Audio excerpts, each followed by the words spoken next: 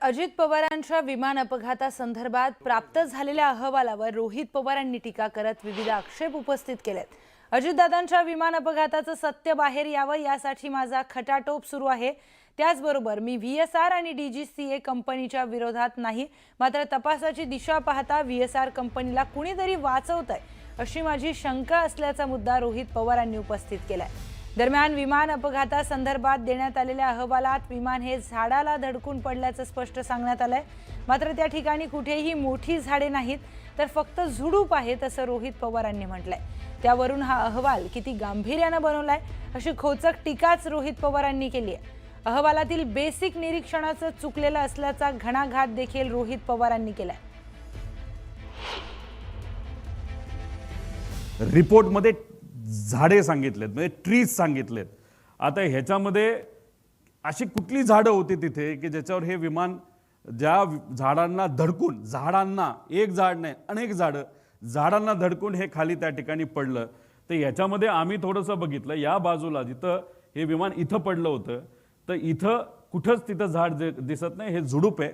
पण या झुडपाला काही विमान तिथं टच सुद्धा झालं नव्हतं, तिथे हे झुडपं सोडली, पण ही झुडपाची हाईट आणि विमान पडल्याची हाईट ही मॅच त्या ठिकाणी कुठंच होत नाही। त्यामुळे रिपोर्टमध्ये झाडांना धडकलं इथंच या एआयबीचं चूक त्या ठिकाणी झालेलं आहे। मग रिपोर्ट द्यायचा म्हणून रिपोर्ट दिला का कुठंतरी झाडांवर जबाबदारी ढकलून द्यायची असा कुठंतरी केविलवाना प्रयत्न एआयबीकडनं झाला असं आपल्याला म्हणावं लागेल। आमची अपेक्षा होती की हा रिपोर्ट बनवत असताना घाई गडबडीने न करता, कारण अख्खा महिना या रिपोर्टसाठी घेतला, त्यात चुका होऊ नये अशी आमची अपेक्षा होती। पण सुरुवातीला जर आपण बघितलं तर बारामतीला जिल्हा करून टाकला ह्यांनी।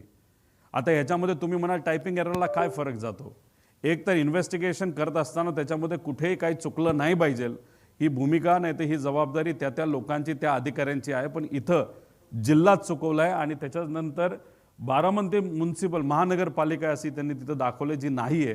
म्हणजे या टायपोग्राफिकल एरर हे जे झाले त्याच्यावरनं एआयबी किती सिरियस आहे या रिपोर्टबद्दल हे आपल्याला त्या ठिकाणी कळतं।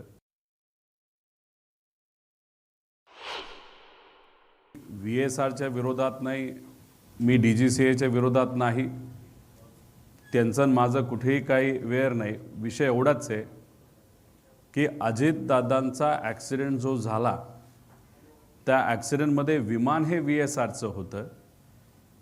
डीजीसीए हे इन्व्हेस्टिगेशन एजन्सी आहे, त्याच्या अंतर्गत एआयबी नावाची जी इन्व्हेस्टिगेशन आर्म आहे डीजीसीएचा, त्याच्या माध्यमातून इन्व्हेस्टिगेशन हे होत आहे। एकतर व्हीएसआर या कंपनी आणि जी ॲरो नावाची कंपनी याला काय आपण मुद्दामून टार्गेट करतोय असं नाही, पण त्या कंपनीला कुणी ना कुणीतरी वाचवतंय याचा काही प्रमाणात अंदाज हा आम्हा सगळ्यांना तिथे येतोय। डीजीसीएच्या मध्ये असणारे पण अधिकाऱ्यांना वाचवलं जाते। इथं असणाऱ्या काही लोकांशी बोलल्यानंतर हे खरं खोटं हे इन्व्हेस्टिगेशन, क्रिमिनल इन्व्हेस्टिगेशन म्हणजे सीआयडीला विचारावं लागेल, नाही तर सीआयबीला। काही लोकांचं असं मत आहे की विमानतळाची रेकी करण्यासाठी ॲक्सिडेंटच्या आधी काही तिथं लोक आली होती असं लोकांचं मत आहे। ह्याचं क्रिमिनल इन्व्हेस्टिगेशन करायची जरूरत आहे, हे त्या सीआयडी आणि सीबीआयने करावं, याच्यात थोडंसं लक्ष घालावं असं आमचं मत आहे।